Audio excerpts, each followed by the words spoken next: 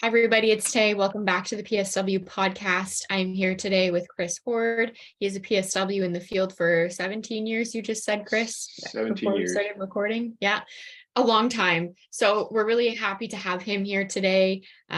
He's known for his Tik Toks and, kind of making the profession a little bit lighter. And, it's stuff that we all really enjoy. So thank you for being here with me, Chris. We really appreciate it.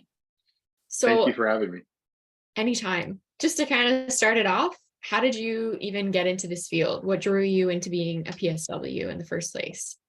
Well, I have no more I have one grandparent that's alive, and then I had a grandfather that was alive, and I just really enjoyed the time that I spent with him.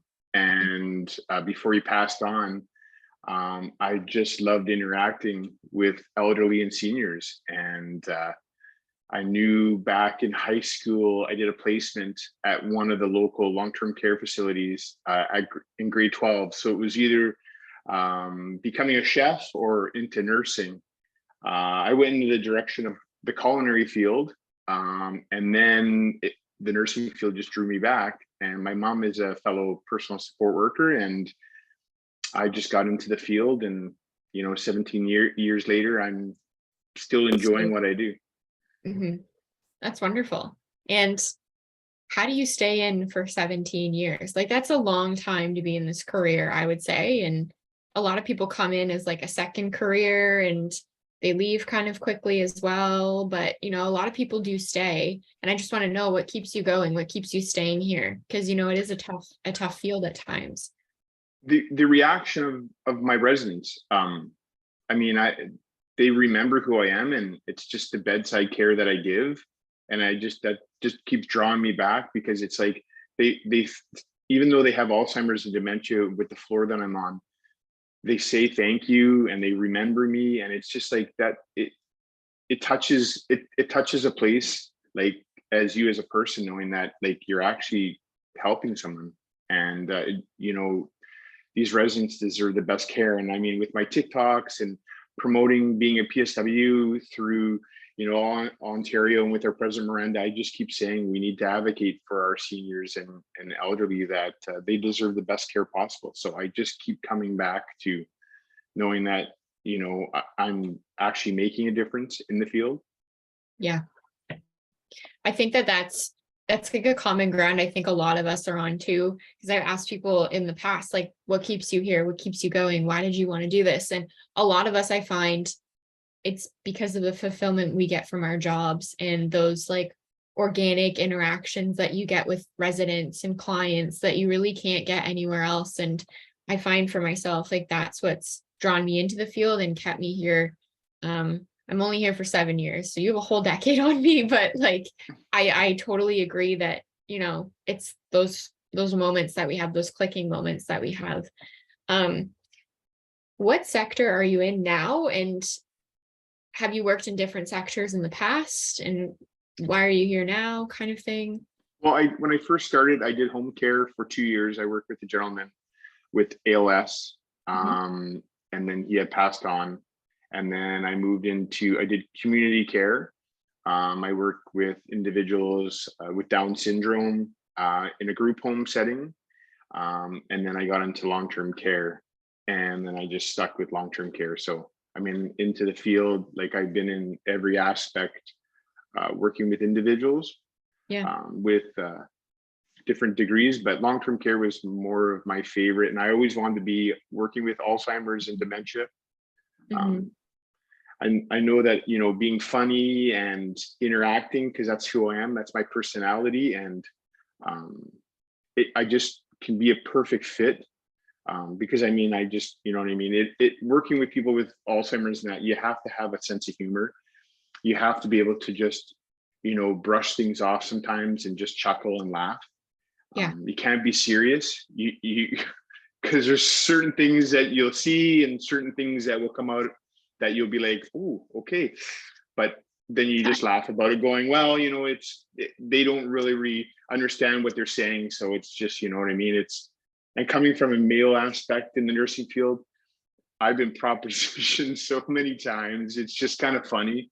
And that's why, when people are like, well, what do you do? Because you bathe female residents and do you go through any problems? And it's like, no, I haven't had any problems, because it's the tone of my voice and the way I interact with them that I can respond to them and they respond back to me. So the biggest thing with being a PSW as a male is respecting their boundaries and respecting them, right? Because it's their home that I'm working in. And I always keep saying that we're a guest in their home. We are there for them. They are not here for us. So that's how I use that. Well said.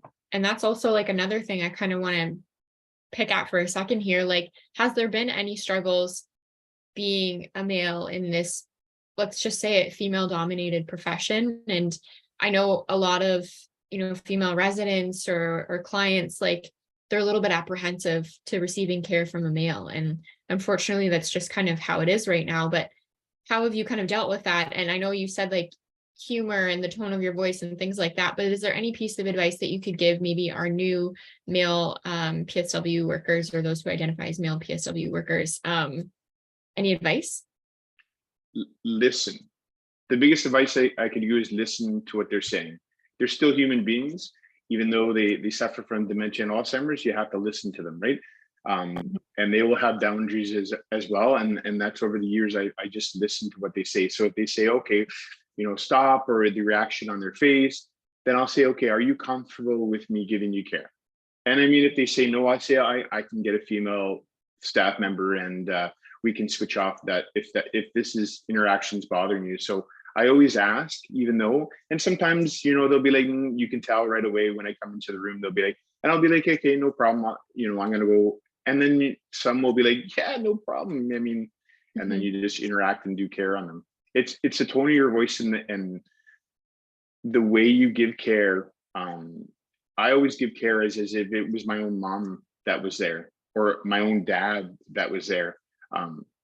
Because these are people's families, and I always use that in my Tik Toks, and I always use that on my Facebook pages. This is someone's family member, this is someone's mother and father that we're taking care of. So how would you take care of your own mom and your own dad? I know that I would lay the red carpet out for my stepdad, my stepmom, my mom and dad. So these people, I lay the red carpet out, anything. So yeah, that's a great way of thinking about it too. And I think so, like, a good takeaway would be, don't take it personal if someone doesn't necessarily feel okay enough to let a male give them care, which again is like a huge thing within the field. And also, like, we do need more male PSWs in the field, because it is just useful, and it's nice to have other, male residents, male clients. Like, it's just a nice, I don't know, dynamic that can happen once we have a little bit more diversity in the field. So I know I asked you about like what sector you're in, and I know we've kind of touched on why you're there, but long-term care is very, very hard. And I know that there's a lot of work involved, a lot of bedside work. And I know that that's the same pretty much across the board for any PSW sector at this time.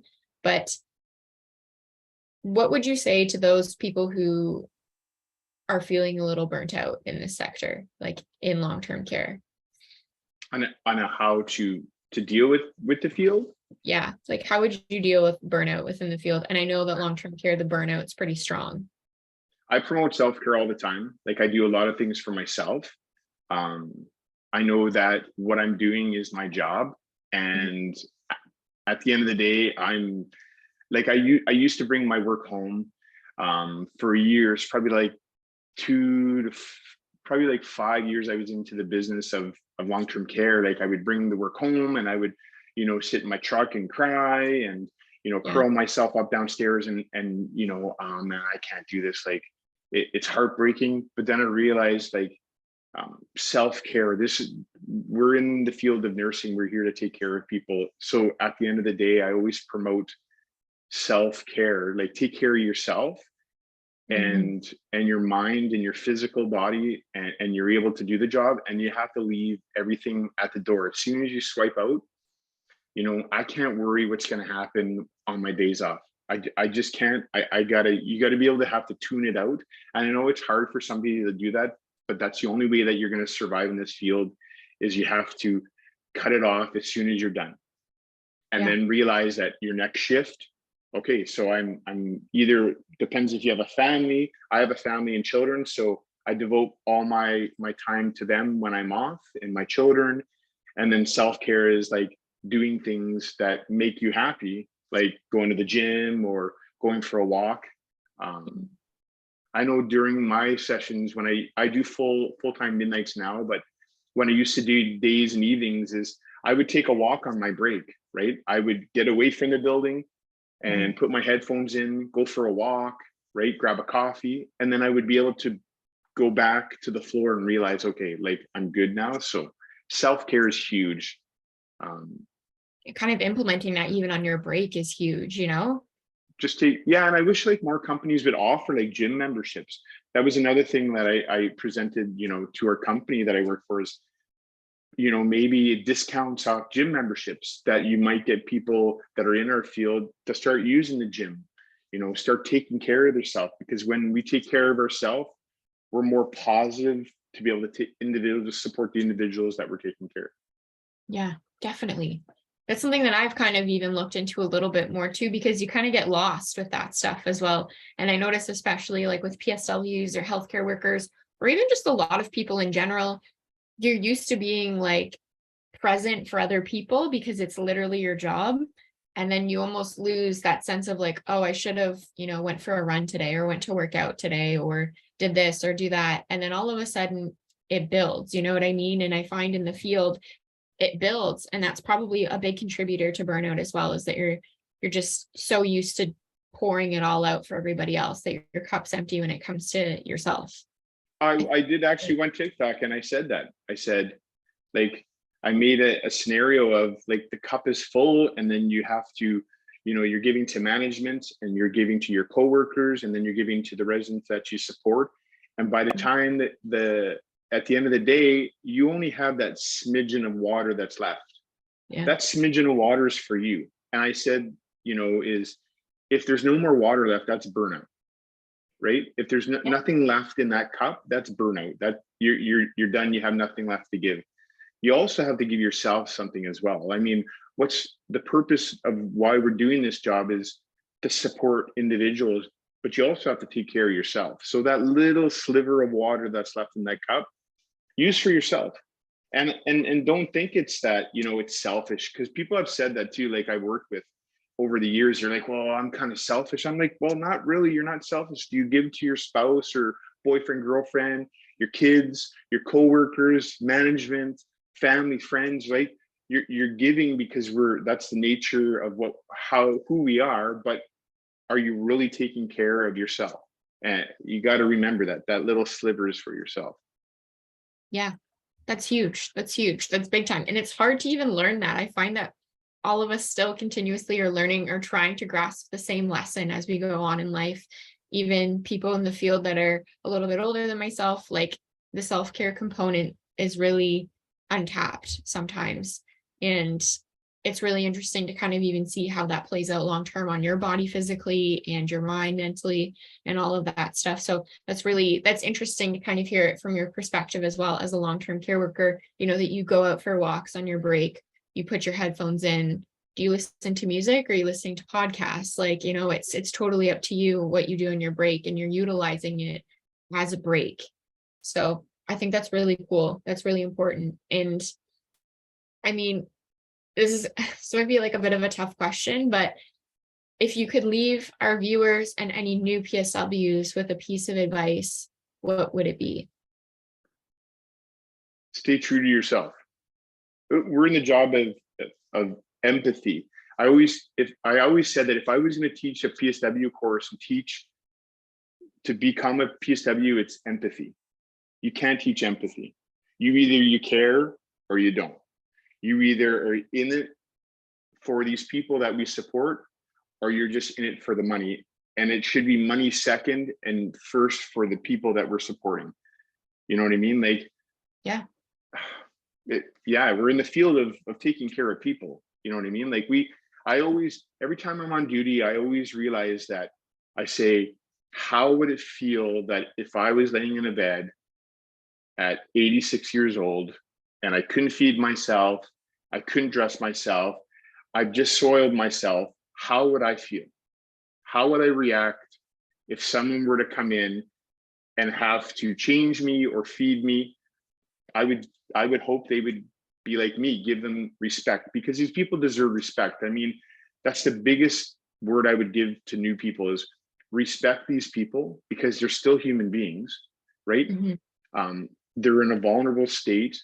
It's out of their control. Like, I'm sure that when they were 30 and 40 or whatever, didn't think that this was going to happen to them, right? I always say that is I always tell new PSWs and the older ones is like, I mean, they didn't want to be here. They didn't say, hey, you know what, when I become 80 years old, I'm going to land up in long-term care, and this is what's going to happen to me, right? Yeah. You have to realize that they're in a vulnerable state, and respect and empathy and caring. I mean, we're in the business. That's the business. If you don't care, I tell people you're in the wrong field. You shouldn't be in this field. If even in nursing or RNs or RPNs, and like, if you have no caring side and you really don't care, you shouldn't be in this field. Like, if you come on to duty and you're already in a peeved off mood, and this field isn't for you. Yeah. Well said. Well said. It comes out in your care too, right? If you're only there for 50% of it, then it comes out and people notice that. And so do your residents. And I always tell new PSWs too, it's okay to give extras. Like, it's not an obligation, but I always do extra, right? I go far and a little beyond for my residents and the home that I work at, you know what I mean? I'll pick up a mop and I'll clean. You know, if one of my residents has, you know, made a mess in their room, I don't go, well, where's the housekeeper? Like, no, I'll be like, hey, I'll clean it up for you. I got no problem cleaning it up for you. You know what I mean? Like, new PSWs need to realize that, like, this is their home, right? So, I mean, respect their home. Like, I'm always picking up a mop and making sure that, because I know my home is very clean. So, you know, I'm in their home, right? So. Yeah. Well said. Well said. This was a nice conversation. I really enjoyed it. Is there anything else that you would like to leave our listeners with? Or I feel like we covered a lot of it, but I just hope that more the field grows and knows how important we are. Like, support workers have, I'm not going to say bashed, but like, we've been hit hard. And, you know, in the nursing spectrum, I always hear that we're just, you're just a bum wiper and, professional, but we're more than that. And I wish more people would realize that we're so much more than just that. And that if we could be a part of the nursing spectrum more, people realize how important we are, and you get more people in the field applying for these positions. I think the fact that we've had such a negative part, and people are like, oh, well, I don't want to do that because, I've heard, and it's like, we need to start educating people more, you know what I mean? And start having teachers educate students and these homes and community care that, hey, we're important, and, Definitely. I totally agree. I think that's wonderful. And we're so much more than I think what we've been given credit for in the past. And we are really important. I really hope we continue moving forward in the field and, getting that respect and recognition and, all of the things that we need to do our job safely. I hope that comes for us big time. But thank you so much for being here today and for talking and speaking with me and taking time on your day off to do all of this. So absolutely, I just love advocating for our field. Like I say, I hope to do another 17 years and just retire from the field. And I know I know that the passion I had in the field, I'm able to do that. So I just love what I do. You have to love what you do and enjoy when you go into work, because if you don't enjoy dealing with people and taking care of people, then the nursing field, and I get that all the time too, it's, well, why don't you go back to school to become an RN, or why don't you go back to school to become an RPN? And it's like, I'm content at what I do. I mean, I don't want to change who I am. I'm doing this and I enjoy what I do, supporting individuals with Alzheimer's and dementia. So that's so true too. Yeah. Like, if you like what you do, then you stay. And if you want to level up the skill and go somewhere else, like you do that, you know what I mean? But I know, yeah, it's not always a stepping stone career. And I think it's been marketed as that in the past. And it's like, no, like people are just content with the work that they do. And it's a fulfilling. And that's why, like, I'm glad that like our president is advocating for us and like self-regulation and all that stuff, because Yes. once we become our own voice in our own body, it becomes a professional healthcare spectrum, right? Right now, it's just like, well, you're just a personal support worker. We're not just a personal support worker. Mm-hmm. We're more than just a personal support worker. But then once we get our own own body, which we have, and self-regulation, then we become, well, we're professional. We're part of the professional healthcare spectrum, and people might realize, well, yeah, these people are pretty important. Yeah. Hopefully December 2023, that's all in place. I really hope so. That's what we've been told. So my fingers, toes, and eyes, they're all crossed. I'm crossed too. My fingers are crossed. Yeah, that would be great. Well, thank you for being here today, Chris. And thank Absolutely. you for everybody who's listened. And, it's always nice listening to fellow PSWs and what they have to say. And I always walk away from these conversations feeling just that much better. So thank you so much for this. I really do appreciate it.